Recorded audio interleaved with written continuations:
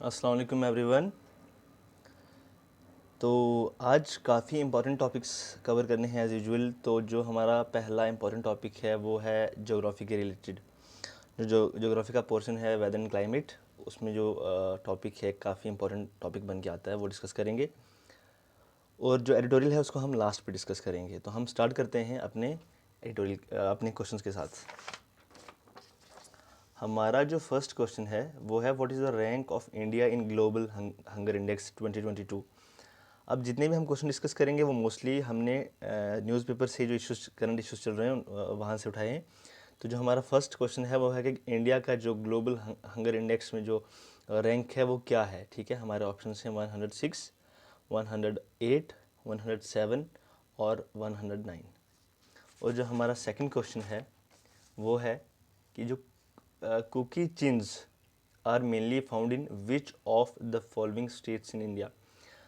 जो कुकी चिन कम्युनिटी है ये मेनली इंडिया में कौन सी स्टेट में पाई जाती है। ठीक है, इसके जो आंसर्स हैं हम डिस्कस करेंगे वीडियो के एंड में।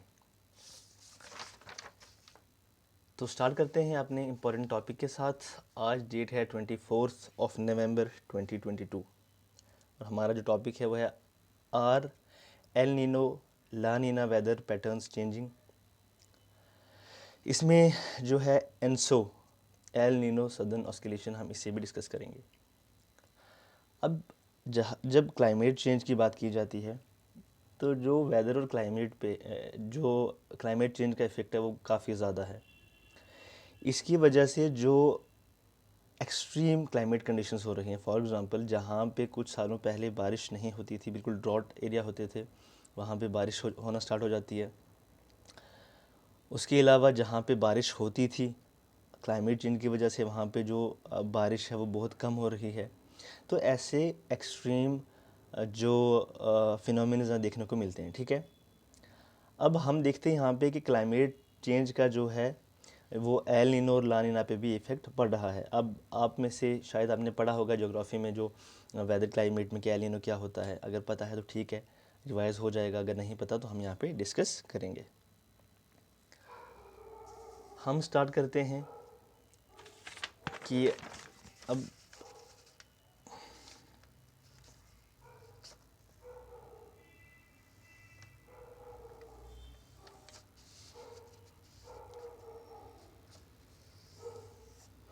एकदम ये है पैसिफिक ओशन यहाँ पे। ठीक है,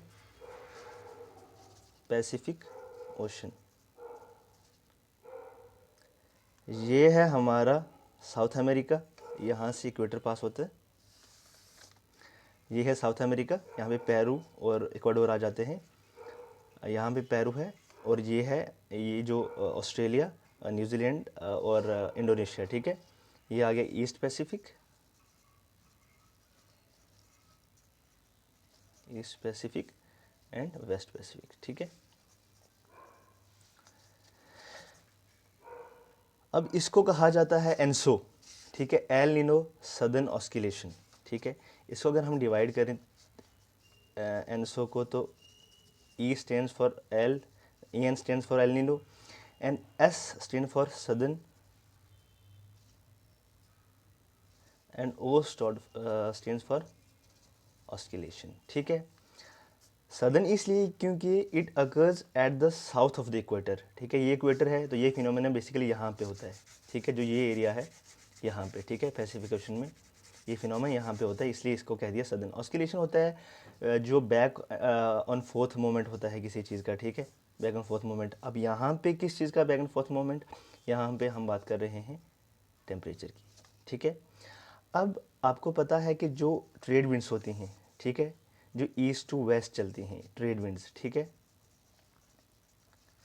जिनको हम ट्रॉपिकल ईस्टर्लीज भी कहते हैं, ट्रॉपिकल ईस्टर्लीज। ठीक है, अब ये इक्वेटर वाला एरिया है तो यहाँ पे जो सरफेस है, ठीक है, पैसिफिक ओशन का सरफेस है, यहाँ पे टेम्परेचर काफ़ी हाई होता है। टेम्परेचर काफ़ी हाई होता है सनलाइट की वजह से, सन रेज जो पड़ती है यहाँ पे, उसकी वजह से टेम्परेचर जो है वो काफ़ी हाई होता है। उसकी वजह से जब ट्रेड विंड्स चलती हैं यहाँ पे, ट्रेड विंड्स जो हैं वो काफ़ी स्ट्रॉन्ग होती हैं। ठीक है, तो जो ये सरफेस वाटर है, ठीक है, ये पानी इस साइड आ जाता है, ऑस्ट्रेलिया वाली साइड। ठीक है, यहाँ पे। जब ये यहाँ आ जाता है तो इस जो जो हम ये डिस्कस कर रहे हैं ये नॉर्मल कंडीशन है, ये फर्स्ट फेज़ है जिसे हम नॉर्मल कंडीशन कहते हैं। इसके बाद हम डिस्कस करेंगे एल नीनो, ठीक है। जब पानी यहाँ पे आ जाता है, जो ये वार्म करंट से, क्योंकि सरफेस का जो पानी है वो क्या होगा, वो वार्म होगा, ठीक है, क्योंकि वहाँ पे सनरेज पड़ रही हैं, जो सरफेस का टेम्परेचर है वो वार्म होगा। तो जो वार्म करंट्स हैं वो यहाँ आएगी, ठीक है। और जो कोल्ड करंट्स हैं यहाँ पे क्या फॉर्म होगा, यहाँ पे जो है कोल्ड करंट्स, ठीक है, यहाँ पे। इसकी वजह से पैरों में आपको पता है जो अटाकामा एक कोल्ड डेजर्ट है, ठीक है। तो जब यहाँ पे जो टेम्परेचर है वो राइज़ हो जाएगा, यहाँ पे टेम्परेचर क्या होगा, हाई होगा। ऑस्ट्रेलिया वाली साइड पे जो अपना वेस्ट पैसिफिक है, ठीक है, जैसे इंडोनेशिया, ऑस्ट्रेलिया और न्यूजीलैंड वाली साइड, यहाँ पे जो है जो टेम्परेचर है वो काफ़ी क्या होगा, वो बढ़ जाएगा। जो ये वार्म ओशन करंट्स की वजह से, इसको कहते हैं वेस्ट पैसिफिक पूल। ये सारा जो है ये क्या है, वेस्ट पैसिफिक पूल, ठीक है। अब यहाँ पे जब काफ़ी ज़्यादा पानी आ जाता है, ये वापस क्यों नहीं जा पाता है, क्योंकि जो ट्रेड विंड्स होती हैं वो काफ़ी ज़्यादा स्ट्रांग होती हैं, ठीक है। जब यहाँ पे टेम्परेचर हाई होता है तो यहाँ पे फिर कन्वेक्शन की वजह से जो देखिए ये टेम्परेचर ऊपर है, तो यहाँ पे क्या होगा क्लाउड की फॉर्मेशन होगी, ठीक है। क्लाउड की फॉर्मेशन की वजह से यहाँ पे क्या होती है, बहुत बारिश होती है। मतलब जो ये वाला एरिया ऑस्ट्रेलिया वाला पूरा साइड है, यहाँ पे क्या होती है, बहुत बारिश होती है। जब ये जो विंड्स हैं, ठीक है, जो ये विंड्स हैं, ये जब ऊपर जाएंगे ट्रोपोस्फेयर में जाके, जहाँ पे टेम्परेचर जो होता है जो काफ़ी कम है, ठीक है। तो जब वार्म एयर और कोल्ड एयर क्या करती है आपस में, जब मिलती है तो क्या हो जाती है, जो एयर है ना ये ड्राई हो जाएगी। जो ये विंड है ये क्या हो जाएगी, ड्राई विंड। जब ये यहाँ पे आएगी तो ये ड्राई होगी, तो यहाँ पे जो एकदम जो यहाँ पे जो वेदर है वो काफ़ी कोल्ड होता है, ठीक है। इस वजह से यहाँ पे जो एक डेजर्ट फॉर्मेशन हुई है, जो कोल्ड डेजर्ट है बेसिकली, ठीक है। यहाँ पे कोल्ड करंट से यहाँ पे जो एयर है वो काफ़ी क्या होती है, कूल होती है। ये है नॉर्मल फेज़ जो हमेशा चलता है। लेकिन ऐसा भी टाइम आता है कुछ सालों में कि जो ये ट्रेड विंड्स हैं, ठीक है, ये क्या हो जाती हैं, वीक हो जाती हैं। जब ट्रेड विंड्स जो हैं ये वीक हो जाती हैं तो जो ये फिनोमिना है ये रिवर्स हो जाता है। अब क्या होगा कि ये जो सरफेस पे जो ये वार्म करंट्स थे, ये यहाँ से ये पानी जो है इतने सालों से जो यहाँ पे आया है वो यहाँ से वापस जाएगा, ठीक है। जो वहाँ से यहाँ पे जो ये यहाँ पे कोल्ड करंट से इनको रिप्लेस कर देगा। जो कोल्ड करंट से या कोल्ड वाटर है वो डेंस होने की वजह से नीचे हो जाएगा, और ये किसको रिप्लेस कर दे, जो ये वार्म करंट से ये कोल्ड करंट्स को, कोल्ड वाटर को क्या करेगा, वार्म वाटर रिप्लेस कर देगा। अब क्या होगा, यहाँ पे टेम्परेचर जो है वो काफ़ी हाई हो जाएगा। यहाँ पे टेम्परेचर हाई होने की वजह से यहाँ पे जो पेरू वाला साइड है, यहाँ पे सदर्न अमेरिका में बहुत ज़्यादा क्या होगा, बारिश होगी, फ्लड जैसी कंडीशन होंगी। और अगर हम बात करें यहाँ की ऑस्ट्रेलिया और इस वाली साइड की, यहाँ पे ड्रॉट जैसी कंडीशंस आ जाती हैं। जो ये रिवर्स फिनोमेना होता है इसको कहा जाता है एल नीनो, ठीक है। और ला नीना जो है, ला नीना बेसिकली क्या होता है, ला नीना आप कह सकते हैं it is almost similar to the जो हमने पहला न्यूट्रल फेज़ जो हमने डिस्कस किया था कि ट्रेड विंड्स जो ईस्टर्ली यहाँ से चलती हैं, जिसकी वजह से जो वार्म करंट से यहाँ पे आती हैं, यहाँ टेम्परेचर हाई हो जाता है, यहाँ पे बारिश होती है, यहाँ पे जो टेम्परेचर है वो काफ़ी कूल रहता है। तो जब वो न्यूट्रल फेज़ है उसकी बिल्कुल क्या होता है कि सिमिलर होता है ला नीना। लेकिन एल नीनो में ये कंडीशन जो है बिल्कुल क्या हो जाती है, रिवर्स हो जाती है। ये वेस्ट पैसिफिक वाली साइड पे क्या हो जाता है, जो टेम्परेचर है वो बिल्कुल कम हो जाता है, और ऑस्ट्रेलिया में ड्रॉट जैसी कंडीशंस आ जाती हैं। इसका इफेक्ट इंडिया पे भी हम डिस्कस करेंगे। इंडिया में क्या होता है, जो हमारा मानसून होता है, फॉर एग्जांपल जो जून से लेकर सितंबर के महीने में काफ़ी ज़्यादा बारिश होती है इंडिया में। जब एल नीनो होता है ना कुछ सालों के बाद, तो इंडिया में जो रेनफॉल है, टेम्परेचर तो यहाँ ज़्यादा है ही, तो टेम्परेचर तो ज़्यादा रहेगा, लेकिन जो बारिश है वो इंडिया में भी कम हो जाएगी। एल नीनो का इंडिया पे भी ये इफेक्ट रहेगा। उसके अलावा ऑस्ट्रेलिया में भी ड्रॉट जैसी कंडीशंस आ जाती हैं। लेकिन जो पेरू और साउथ अमेरिका है, यहाँ पे सदर्न अमेरिका में क्या हो जाएगा कि जो स्पेशली इक्वाडोर और अपना पेरू है, यहाँ पे बहुत ज़्यादा क्या है, बारिश होती है, ठीक है। फ्लड जैसी कंडीशंस भी हो जाती हैं। तो ये था एल नीनो, ठीक है। अब ये अब देखो, अब जो न्यू स्टडी है वो बता रही है कि क्लाइमेट चेंज का एल नीनो पे काफ़ी इफेक्ट पड़ेगा, ठीक है। ये अप्रॉक्सीमेटली कब तक बताया जा रहा है कि ये कब होगा, ये 2030 तक होगा, ठीक है। उसके अलावा जो भी हमने डिस्कस किया है, ये हमने यहाँ पे नोट्स बनाए हैं, आप यहाँ से भी नोट्स कॉपी कर सकते हैं। उसके अलावा जो हमारा टेलीग्राम चैनल है वहाँ पे जाएँ, वहाँ पे नोट्स आपको बिल्कुल PDF फॉर्म में मिल जाएंगे, ठीक है। उसके अलावा इंडिया पे भी इसका इफेक्ट होता है। इंडिया में जो हमारा जो रेनफॉल है वो अक्रॉस इंडिया क्या हो जाती है, कम हो जाती है, ठीक है। साउथ एशिया में बेसिकली जो रेनफॉल है वो कम हो जाती है। अब दूसरा हमारा जो टॉपिक है वो है India and Gulf Cooperation Council to start discussions on free trade pact. अब हमने पढ़ा था, पहले डिस्कस किया था कि फ्री ट्रेड एग्रीमेंट क्या होता है। फ्री ट्रेड एग्रीमेंट बेसिकली होता है कि जब जो टैरिफ्स लगते हैं, आपको मैंने बताया था कि ट्रेड हम किसी कंट्री से कम करना चाहते हैं या बढ़ाना चाहते हैं, तो वो डिसाइड करता है कि हम उस पर कितना टैरिफ लगा रहे हैं। मतलब टैरिफ बैरियर्स भी होते हैं और नॉन टैरिफ बैरियर्स भी होते हैं। नॉन टैरिफ बैरियर्स वो बैरियर्स होते हैं, फॉर एग्जांपल हम कोटा सेट करते हैं कि ये जो पर्टिकुलर प्रोडक्ट है हम इसका इतना परसेंटेज ही क्या करेंगे कि इंपोर्ट करेंगे। ऐसे ही टैरिफ बैरियर्स में क्या होता है, हम टैक्स लगाते हैं। अगर हम किसी चीज़ पर टैक्स बढ़ा देंगे तो उसका इंपोर्ट कम हो जाएगा, ठीक है। अगर टैक्स कम कर देंगे तो उसका इंपोर्ट ज़्यादा हो जाएगा। इसलिए जो फ्री ट्रेड एग्रीमेंट अभी डील की जा रही है, इस पर अपना जो गल्फ़ कोऑपरेशन काउंसिल है, हम अभी डिस्कस करेंगे कि जीसीसी क्या है, जो गल्फ़ कोऑपरेशन काउंसिल है ये क्या है, ये भी डिस्कस करेंगे। इसके साथ इंडिया जो है स्टार्ट करने जा रहा है फ्री ट्रेड पैक्ट, जिसमें जो टैरिफ है, जो टैक्स है, उसको या तो ज़ीरो कर दिया, मतलब अबाउट टू ज़ीरो कर दिया जाता है, या क्या है, कम कर दिया जाता है, मतलब minimum tax, almost minimum tax, ताकि ट्रेड जो है दोनों कंट्रीज़ के बीच में बढ़ सके, ठीक है। अब क्या है जीसीसी? जीसीसी जो है गल्फ़ कोऑपरेशन काउंसिल, इसमें कौन कौन सी कंट्रीज़ हैं? इसमें सऊदी अरेबिया, जितने भी जो गल्फ़ कंट्रीज़ हैं, ठीक है, इसमें जो जितनी जो गल्फ़ रीजन की कंट्रीज़ हैं वो आती हैं, जैसे Saudi Arabia, UAE, Qatar, Kuwait, Oman and Bahrain. अगर डाटा देखा जाए पिछला, तो इंडिया का जो ट्रेड था जीसीसी के साथ, अकॉर्डिंग टू द जो कॉमर्स मिनिस्ट्री की जो रिपोर्ट है, ठीक है, जो कॉमर्स मिनिस्ट्री की रिपोर्ट है उसके अकॉर्डिंग जो हमारा ट्रेड था इनके साथ 2020 और 2021 में, वो था $87.4 बिलियन। और जो बढ़ के अगर 2021-22 में देखा जाए तो वो कितना है, $154.73 बिलियन, ठीक है। ये है हमारा ट्रेड, जो प्रीवियस ट्रेड रिकॉर्ड रहा है जीसीसी के साथ। उसके बाद जो आज का काफ़ी इम्पोर्टेंट एडिटोरियल है वो है जो हमारा सेंट्रल इंफॉर्मेशन कमीशन है उसको लेके। अब आपको पता है कि कुछ पहले हमने डिस्कस किया था जो कोलिजियम सिस्टम का जो टसल चल रहा है गवर्नमेंट और सुप्रीम कोर्ट के बीच में, कि गवर्नमेंट कह रही है कि NJAC, national judicial appointment committee जो है, जो नेशनल जुडिशल अपॉइंटमेंट कमीशन है, उसको सेटअप करना चाहिए ताकि गवर्नमेंट का पूरा इंटरफेरेंस रहे जजेस को अपॉइंट करने में।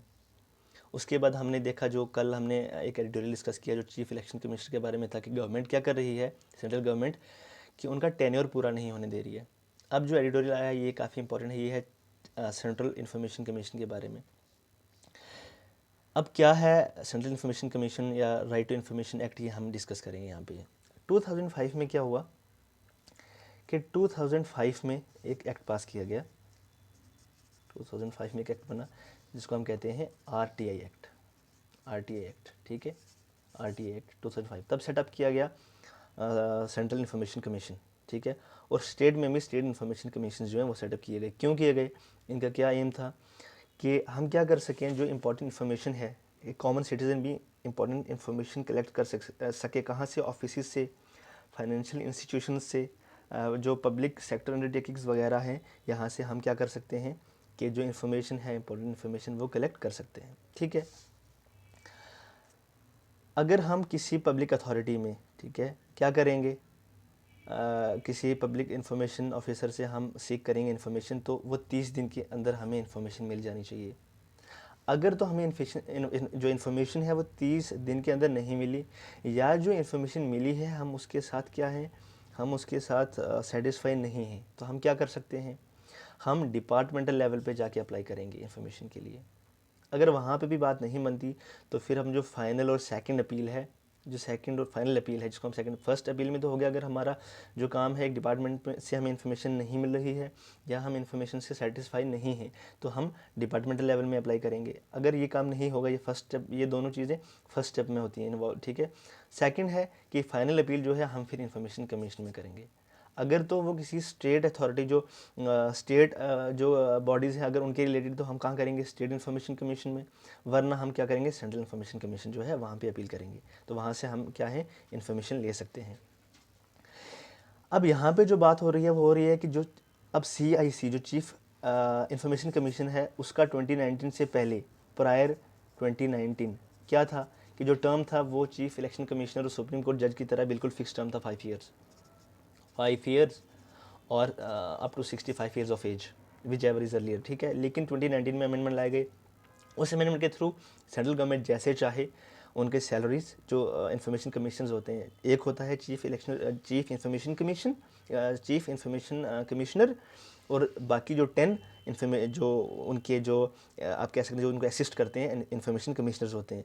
अब 2019 में जो आरटीआई एक्ट को अमेंड किया गया, जो आरटीआई एक्ट था 2005, उसको अमेंड किया गया कब, 2019 में। अब इस एक्ट के थ्रू गवर्नमेंट जब चाहे जैसे चाहे जो इंफॉर्मेशन कमिश्नर्स हैं या चीफ इंफॉर्मेशन कमिश्नर हैं, इनका टर्म चेंज कर सकते हैं जैसे चाहे, ठीक है। तब उसको 3 साल कर दिया गया था। उसके बाद उनके जो सैलरीज एलिवेंसेज हैं सब हैं, जो उनको एक इंडिपेंडेंस होता है ना, एक सिक्योरिटी ऑफ टेन्योर होता है उनका, वो जो है वो उन्होंने खो दिया। तो ये सब अब इस पर भी चर्चा हो रही है। पहले हमने सुप्रीम कोर्ट जो कॉलेजियम सिस्टम है उस पर डिस्कस किया था, फिर कल के एडिटोरियल में हमने चीफ इलेक्शन कमीशन के बारे में किया। अब हम कर रहे हैं आज जो इंफॉर्मेशन कमीशन है, ठीक है, basically to chief information commission के टर्म के और उनके जो सैलरीज और एलिवेंसेस जो है जिनको गवर्नमेंट अपनी मर्ज़ी से क्या कर सकती है, चेंज कर सकती है, जो 2019 में उन्होंने अमेंडमेंट लाया था उसके बाद। ये था आज का एडिटोरियल, ठीक है। अब हम क्वेश्चंस के आंसर डिस्कस करते हैं कि इंडिया का रैंक जो है 2022 में, जिस पे इंडियन गवर्नमेंट ने काफ़ी क्या किया था, उसको अपोज़ किया था कि ये सही नहीं है, ठीक है, डाटा जो है। लेकिन बाय द वे हमें अब जो हमारा रैंक है वो हम डिस्कस करते हैं। हमारा जो ग्लोबल हंगर इंडेक्स 2022 में रैंक है वो है 107, ठीक है, which is not good at all. Out of how many countries, 121 countries, ठीक है। ये था हमारा पहला क्वेश्चन। दूसरा क्वेश्चन है कि जो कम्युनिटी है कुकी चिन्स, ये बेसिकली इंडिया में कौन सी स्टेट में पाए जाते हैं मेनली, ठीक है। अब इंडिया के अलावा ये बांग्लादेश और वेस्ट म्यांमार में भी ये कम्युनिटी पाई जाती है, वेस्ट म्यांमार में, ठीक है। लेकिन इंडिया में मेनली ये पाए जाते हैं कहाँ पे, मिज़ोरम में।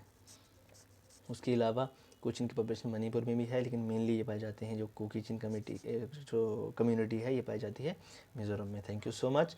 अगर जो हमारे किसी भी टॉपिक्स में से, बेसिकली फर्स्ट टॉपिक था हमारा एनसो वाला, ठीक है, एल नीनो सदर्न ऑस्किलेशन, वहाँ पे आपको कोई प्रॉब्लम आती है आप कमेंट में जाके बता सकते हैं। उसके लिए हम एक सेपरेट वीडियो बनाएंगे, क्योंकि यहाँ पे हमें जो इन्फॉर्मेशन है वो ब्रीफ देनी पड़ती है, ताकि उसमें जो सभी इंपॉर्टेंट टॉपिक्स हैं, न्यूज़ है, वो कवर हो जाए। आप मुझे कमेंट्स में बताएं, उसके लिए एक हम अलग से वीडियो बनाएंगे। उसके अलावा आपको जो ये नोट्स हैं ये बिल्कुल पीडीएफ फॉर्म में आपको मिल जाएंगे। हमारे जो चैनल है, टेलीग्राम चैनल, उसका जो लिंक है हम डिस्क्रिप्शन में डाल देंगे। आप वहाँ से जाके चैनल को ज्वाइन करें, और ताकि आपको जो पीडीएफ फॉर्म